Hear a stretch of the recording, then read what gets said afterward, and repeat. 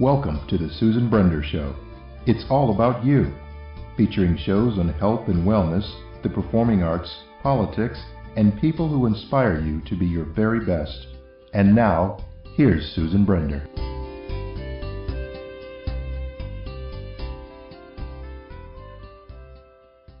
I'm Susan Brender, and this is the Susan Brender Show. Now, I am so pleased to have Melisa Ruscsak on my show. Now, in 2011, a near tragedy struck as Melisa's health began to decline.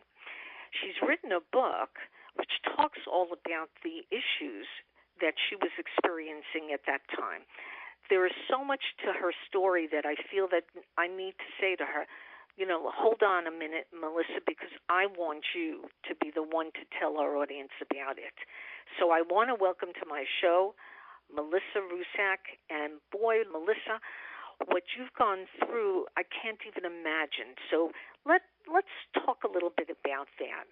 Let our audience know what happened in 2011, and then, tell us more. Well, it started out, I got to the point where I couldn't eat.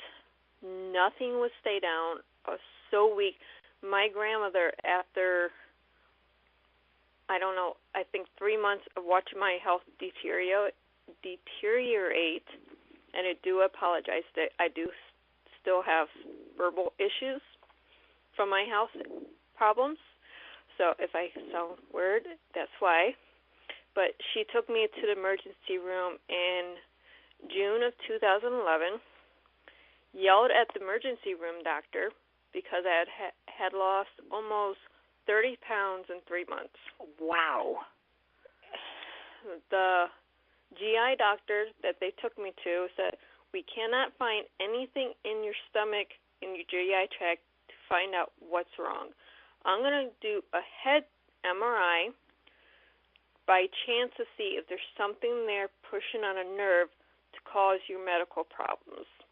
An hour later, the head of the department walks in. He said, you need emergency surgery. We do not have the staff or the equipment to do it at this hospital. We are transporting you to another hospital. Oh, my goodness.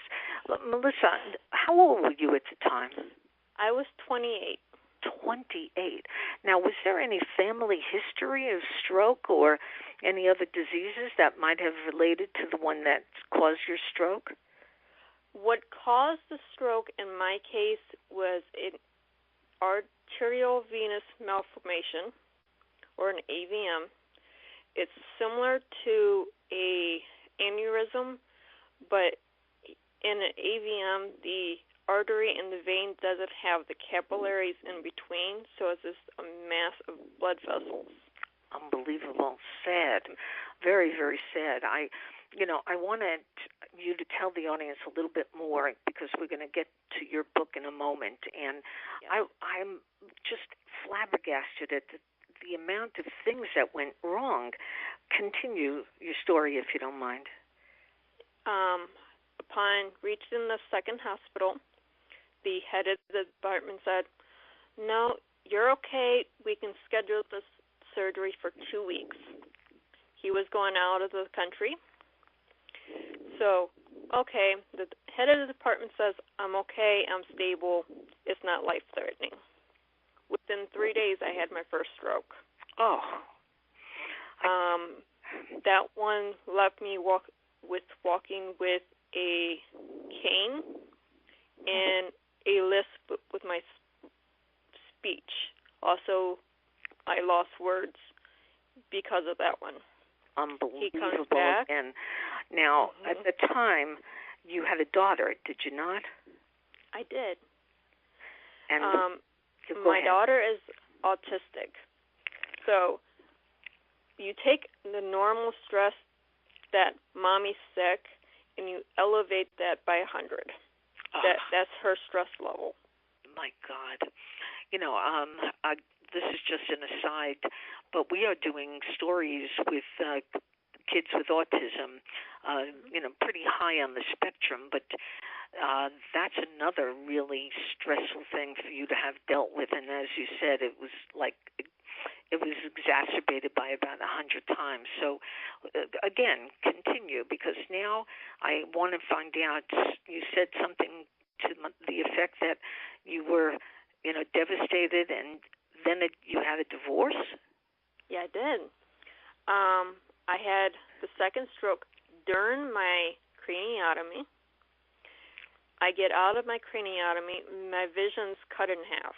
So I have no peripheral vision at all now. That's gone. Jeez. So I basically have tunnel vision. If it's not directly in front of me, I'm not going to see it. The entire right side of my body, I don't feel it. I can move my limbs, I can speak, but I don't feel anything on that side. Which is absolutely a remarkable story. And I have so much respect for you because you're willing to share it with our audience, even though it's really, I'm sure, hard to tell. Now, let's continue with your determination, because you had the strongest determination to succeed at whatever you were going to pursue at that time. Is that correct? Yes. The doctor said, you will never walk again. You'll never be better than you were at that particular moment in time, which I couldn't speak. When I did speak, I had a thick Romanian accent because of the surgery. I also have what they call foreign accent syndrome, which comes and goes as it pleases. Explain that. I'm not sure what you mean. It's very rare. There's only 56 known cases that I'm aware of, and it happens with head trauma or head surgery, and the person speaks, reads, and or writes in another language that they've never been exposed to. That is amazing. Now, did the doctors explain to you what that's all about? And you said there were only 60 cases around the world. It is unfortunately, there's not enough information because there's only, I think, 3 of us that suffer from this syndrome, and the reasons for it vary so greatly they can't pinpoint a reason. Yeah. Now, let's move on, and let's now talk about your book, because, as I said before, your determination and your attitude about the way things work for you is really so positive and so exciting. Now, before I do that, I just am interested, did you have any support system at the time? At the time, I had no one. I moved in with my grandma, my mom, and my uncle, which having 4 adults and an autistic child in a very small house, the environment, no matter how loving, turns toxic. So who made it toxic? It was just the whole situation. My grandmother, I love her, but she has dementia. Oh. So I'm trying to deal with, because of the strokes, I have no filter on what I say or what I do. Yeah. So my anger is, I can be the sweetest person one minute and a bear the next. Yeah. And then you have me with my grandmother who has dementia, and then you have me with my daughter who's autistic. It was just a bad situation. Yeah. In fact, when I read your bio and I saw all of the things that you were going through, all I could think about is, did you have anybody to support you? And now you've answered that. But was there any doctor that you saw that could help you? I mean, it seems like the psychiatrist could. Until 2012, August of 2012, I had no one. That's when I met my now husband, and he is my support system. He's the one that helped me, encouraged me to get from a wheelchair to the walker to the cane. He's the one that worked with me with my speech, which is why it's where it's at right now. Sounds very good, by the way. Thank you. Yeah, it's doesn't seem like a big problem. Not, as I interview you, I can hear everything, and I think that you sound extremely interesting. Now, let's move on, and let's talk about a year later when you started to write Of Light and Dark, dreaming to see this work through the publishing, even if you would need to publish it yourself. Of Light and Dark. Okay. Tell our audience all about the book. And did you publish it yourself, or did you find a publisher? I started out and I published it DIY through Books A Million. And it sold a few copies, and then I got picked up by a publisher, which was Wild Dreams Publishing, which came out in August of this year. And this started in 2016, when it was from when I published it to Dream Big picked it up, and then there was a problem with that publisher, so now I'm with Wild Dreams, and I'm so thrilled to say I have a release date for the prequel, which is... You have a what? Release date. Really? Terrific. Prequel. It just found out today it would be released on midnight of Black Friday of this year. Could anything be better for you at this time? Only thing I could say that would top this would be seeing this in a movie. Well, okay. Let's get into that a little bit because, I mean, what a story for a movie. Have you talked to anybody? Has anybody contacted you? Is the publishing company trying to help you in this respect? What's going on with that? The publishing company wants nothing to do with movie, and they're strictly with the written word. So anything that's movie-related, play-related would fall back on me. I have contacted Amazon, so it is on Amazon Studio, and I'm hoping. That's all I can say. I'm hoping. Sure. What about Netflix? They're part of Amazon. They pick up through Amazon. Yeah, I wasn't aware of that, and I'm glad you're telling our audience. Okay, let's go back, okay? Now, do you have your book in front of you by any chance? Yes, I do. Okay, open it up. Okay. And take a small, tiny piece out of it and read it to our audience, if you don't mind. Okay, let me see if I have a beautiful section. Now, this is a fantasy book. This is not a me writing from my point of view. I haven't wrote a biography yet, so I just want everyone to understand that. Okay, so you said it's a fantasy, so it's fiction.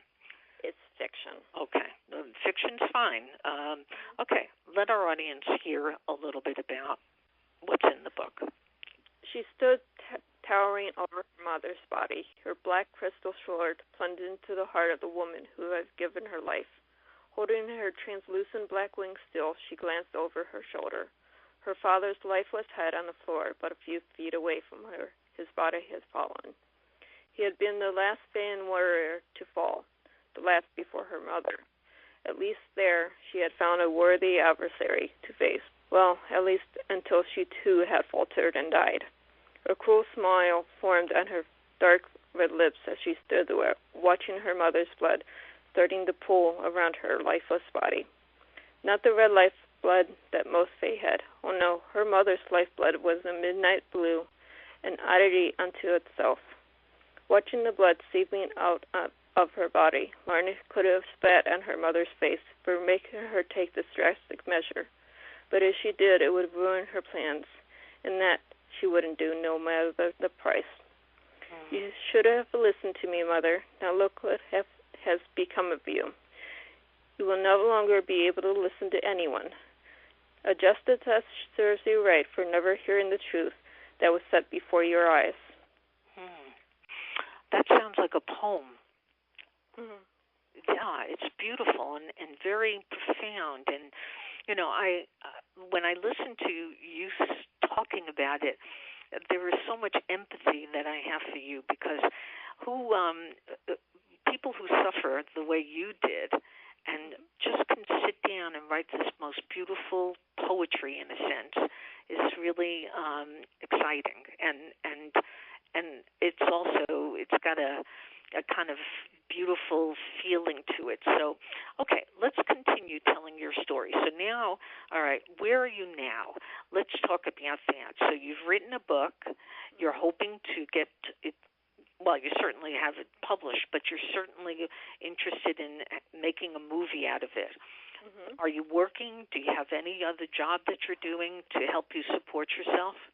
I'm currently just working on this, and I have a part-time job for me just to get out of my head and try to work at McDonald's as a cashier. Mm-hmm. It's the job I was doing before my strokes. So it's the only thing I actually remember how to do for working purposes.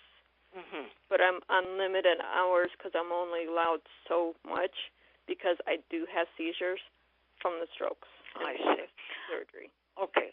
So, I mean, you're just so much more capable to do other jobs. Couldn't you do something very interesting out of your own home? I sell plexus out of my home or off online, and then I work on my book. Ah, okay. So, that's great. So I do a lot of things, but most of the time I'm working with my daughter because she needs that extra help. Right. Let's talk about that a bit, because as I told you before, one of my passions, if you will, is to get kids with autism to learn how to do a podcast and how to speak and how to, interview people like their mothers, their fathers, their principals, their teachers, and anybody else whom they feel would be interesting for them to interview. So let's talk about working with your daughter. Where is she on the spectrum? She's high functioning. She has the Asperger's syndrome. She's ADD, ADHD, ODD, and that's a lot of acronyms for your listeners. So she's oppositional defiance, hyperactive attention disorder, and then with the Asperger's. So she lacks empathy. Yeah. Do you have any advice for our audience who have children with autism? Take each day as a new day. If you harp on what happened yesterday, you're never going to see the light. You have to take each day, each moment as it comes, because no matter what happened yesterday, a year from now, a year from before, it's not the same. Yeah. You can have so many good things happen in one day, and then flip of the switch, it changes. It's just take what you can get in that moment. Mm-hmm. How old is she? She is 14, and she's my editor. She's your editor? She's my editor. So is she a savant? She is my grammar Nazi and spelling Nazi. So. She's that smart. Yes. Is she in school? Is she going to any particular school where she can learn different things and make friends? Because I know how hard it is for kids with autism to make friends. She is in our local school, which is, I live in a very small community. So the entire school district has 400 students in it from K through 12. She knows all the students from 9th through 12th. Wow. So she has a few that she talks to as friends, but it's more acquaintances that she knows in school. I see. And she's interested in being very functional. She wants to make friends. Is that so? Or a lot of kids with Asperger's have a hard time doing that. She wants to make friends, and she latches on to people that she has a very hard time when someone comes into her life if they leave. That's her. It doesn't matter if they move or she only sees them once a week and they they're no longer there, it's very hard for her. I understand. Let me ask you this.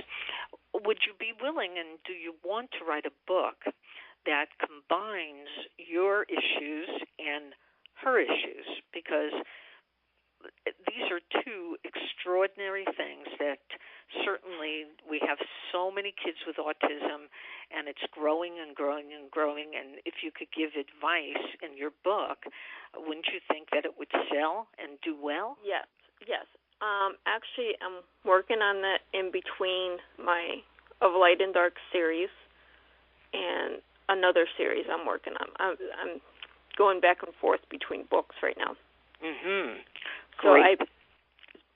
I'm actually an autobiography, and as I get into where I had my daughter, then I will bring into her struggles into the book. Let's have a little fun for a moment, Melisa. We've been talking about very serious subjects, but now you're talking about a film, and I think that's just amazing and wonderful. So if you had a choice of somebody playing Melisa, who would that be? Selena Gomez. Who? I'm sorry? Selena Gomez. I don't know Helena Gomez, but I suppose she's a pretty popular actor. Am I right? Yes, she doesn't do as much now, but she's a wonderful actress and also a wonderful singer.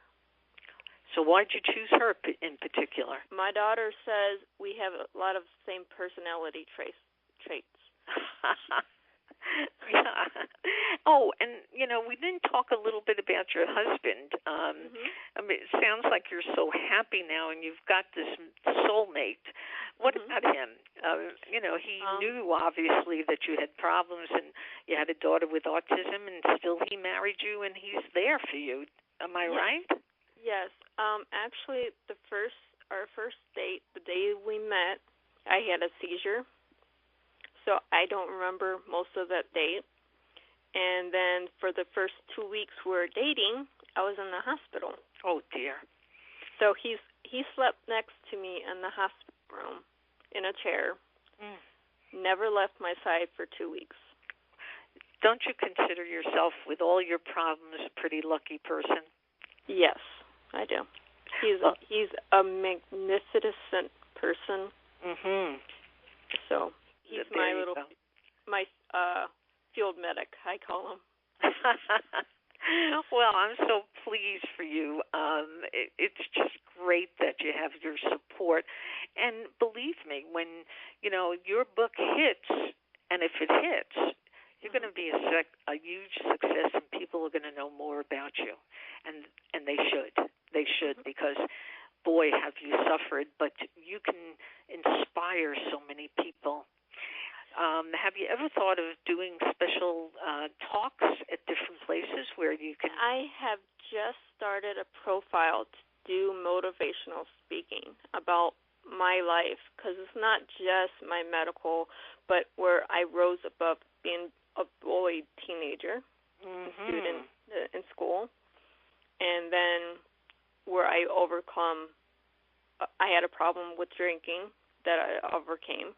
So I've had a lot of things happen just in my short amount of time. Yes, you have. Yes, you have. All right. So now what I would like to talk about is just a little kind of some of the questions that I think you want to discuss again. So, okay, let's. How can readers discover more about you and your work? You can find me on Facebook. It's Melisa, Ruscsak.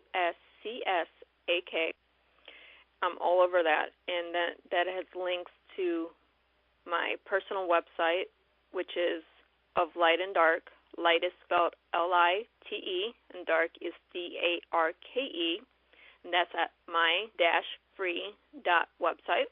And I have my bio in there, and also contact information if anyone would like to contact me to do motivational speaking.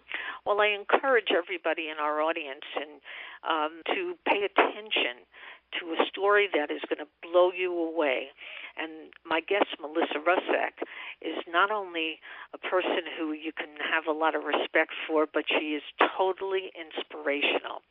So I want to thank you, Melisa Ruscsak, for being on the Susan Brender Show. It was quite a pleasure to have you on. Thank you very much. It was my pleasure to be on the show. Thank you for listening to the Susan Brender Show.